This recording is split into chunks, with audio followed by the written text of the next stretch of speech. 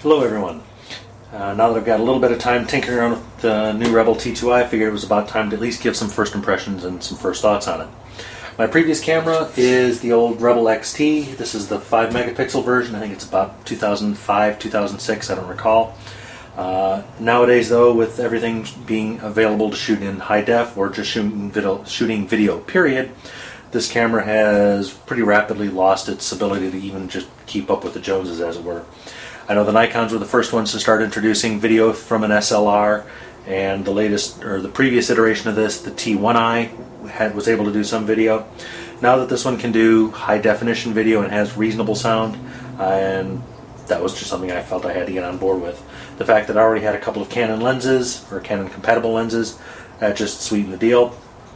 And then more recently, there was a deal on Amazon where not only could you get the camera body, but you also got an 18 to 55 lens and a 75 to 300 telephoto lens and a whole bunch of other doodads to go along with it. Pretty much decided that, yeah, I was going to have to go for it. First off, weight-wise, I've actually weighed these two bodies with or without all the lenses. This one weighs 525 grams, this one weighs 540 grams, but that was without actually taking the neck strap off, so they're virtually identical. After that, you want to look at overall how do they look and feel in terms of grip. If you're used to the Rebel XT, this isn't going to be anything any different. The look and feel of almost all the controls are virtually identical. All of the old accessories, like this is the infrared remote control, also the little wired remote control actually plugs right in there as well. The one big difference is the old one had an AV out, which was just the little, I think it was a 3.5 millimeter connector. This one now uses an HDMI connector out, so that's not necessarily the best, although it does have an external mic, which is nice, and from some of the things I've heard, it's actually kind of necessary. What else is there? Well, there's the back side of the camera, and if you look at that just in terms of general real estate, the video or the LCD on this one is just loads better. Here, you wouldn't get anything on the display until you hit the menu button, which looks remarkably similar here, or until you had actually shot a picture, and then you would get a little quick image there. Now, helps you take the lens cap off. Now it's kind of not fair because this one actually has, it's been set way. There we go. I can actually adjust the ISO.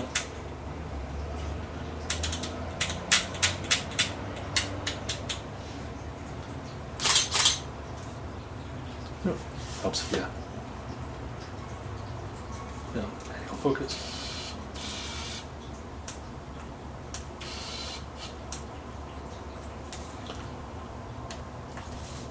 Oh well. At any rate, the let's see if we can actually look at some of the previous pictures.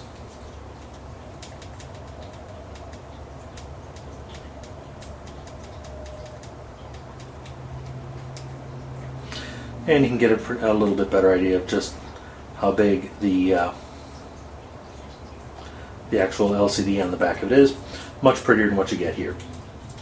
The other also, should say, the controls here when you're not actually shooting are just very, very easy to see. You've got your metering plus or minus, you've got your shutter speed, your f-stop, and your ISO. You've got your file size. Currently I'm shooting in JPEG. One downside is if you're shooting it in the RAW format, you cannot control the file size. So if you're shooting in RAW, you're shooting at 18 megabytes, and that's what you're going to be shooting at. You're going to have to use post-processing to actually adjust that. You can adjust it if you are shooting a JPEG. Now, one other thing you might have noticed, let's see, bring that up again. You can adjust the ISO with the simple button shot here, or a simple button here, and bring it up. Normal is 100 to 6400. However, if you go into the special customized adjustments, you can actually adjust it up to 12,800. There is a downside to it, although it's a real subtle thing. I can't even remember what it is. It has to do with color adjustment or something like that. But at any rate, for tinkering with this, that's all I wanted to do. One other thing that people have talked about is the ability of the auto shot on this. It's a little slow. It shoots at 3.7 frames a second, which is, let's see, turn the autofocus off. A little bit on the slow side, but if you were happy with what you were getting with your Canon XT, it's comparable. One thing I will say is this thing has a fairly small buffer, and if you're not using good memory cards, you'll actually be limited by just how many shots you can get onto the memory card before it starts choking. It'll get the nice like that, and then it'll start hiccuping and choking. That brings me to another thing. When I bought this, it came with a 16 gigabyte memory card. I'm like, awesome, we're set. Well, then I tried to take some video, and it was just really choppy. The video and the audio were out of sync. And then reading through some things, I found out, the memory cards that you get, the SDHC memory cards, actually are rated for speed. They have a class number. The higher the number, the better. The card that came with this happened to be a class 4. Turns out that to shoot video, you actually need to have a class 6, which I got here. They also make a class 10. To put that in perspective, a 16 gigabyte card for this will run you about $40. A class 6 8 gigabyte will run you about $40, or a class 10 8 gigabyte will run you about $70. Now, granted, these are prices that I got buying them at Best Buy, but it's still give you an idea of the ballpark of what you're paying for. On the class 4, I can get about 20 to 25 shots in continuous shooting before it'll start to hiccup. On class 6, I got up to 45 shots and it still didn't hiccup. I would assume the class 10 is a little bit better.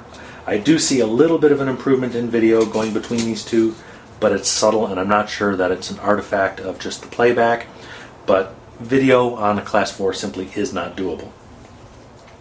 That being said, we'll go back to how things look on this. Like I said, if you've seen this, if you've worked with a Canon Rebel before, a lot of this looks really similar. Like I said again, you can sit here and you can adjust what your file size is, but again, it's always going to be 18 meg. You can go to JPEG, and that'll allow you to sit and figure out what you're going to do. I mentioned that there was a custom menu here, and this is where I mentioned you can adjust it from 6400 to 80 to 12.8. There's a number of different things, and let's see. There's the noise reduction. I've got it standard. I'll toss in some pictures later on that'll show you what it looks like, some either overexposed and whatnot. I'm just leaving it normal, just not what I want to do. It's the highlight tone priority. That's the one that if you have it enabled, you can't use the 12,800. Haven't read through it enough to really worry about it. Here's mirror lockup. If you've noticed, it's pretty noisy when it's sitting there cycling. This you can actually, if you're going to be doing high speed continuous shoots, you can actually lock the camera up, or pardon me, lock the mirror up. Is that a benefit? I don't know. I don't do a whole lot of continuous shooting. I will be going to an air show in a few weeks, so that I might actually have a chance to look at that, but overall, I really don't care. The videos you'll see on here is pretty good looking. The photographs I'll toss in here are pretty good looking. Overall, I'm really happy with it.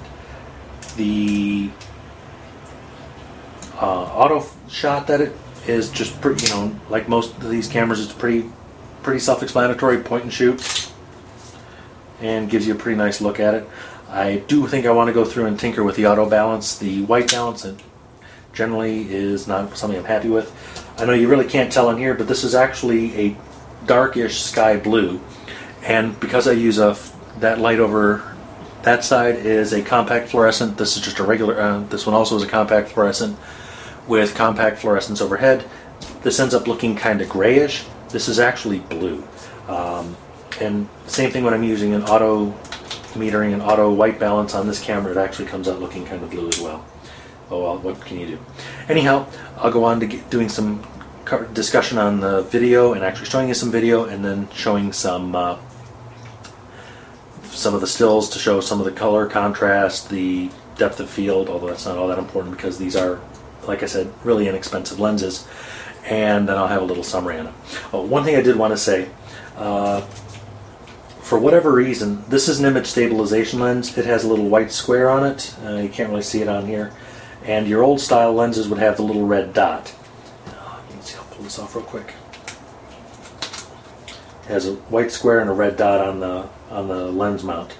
Not sure what that means, although what I can say is this lens is non-image stabilized. That one is. Maybe that's what they've got that for. I haven't bothered to read up on it. One thing I don't like about these lenses is, unlike the Tamrons, there's no lock. This has a lock on it. These lenses, the kit lenses, don't, so you actually have to be real careful to grip down here, otherwise you're going to be sitting there either adjusting the telephoto on it or inadvertently grabbing the focus ring on it. And if you happen to be on autofocus, that can't be good for it. So that's just one thing to watch out for if you do get a kit lens. But overall, like I said, I'm just thrilled to death with it. The instruction manual is per normal, like these manuals. They're good, or they're adequate. Not so sure they're perfect for it. But at any rate, I'll get done with this and I'll ship it on out and have you guys take a look at the rest of the stuff.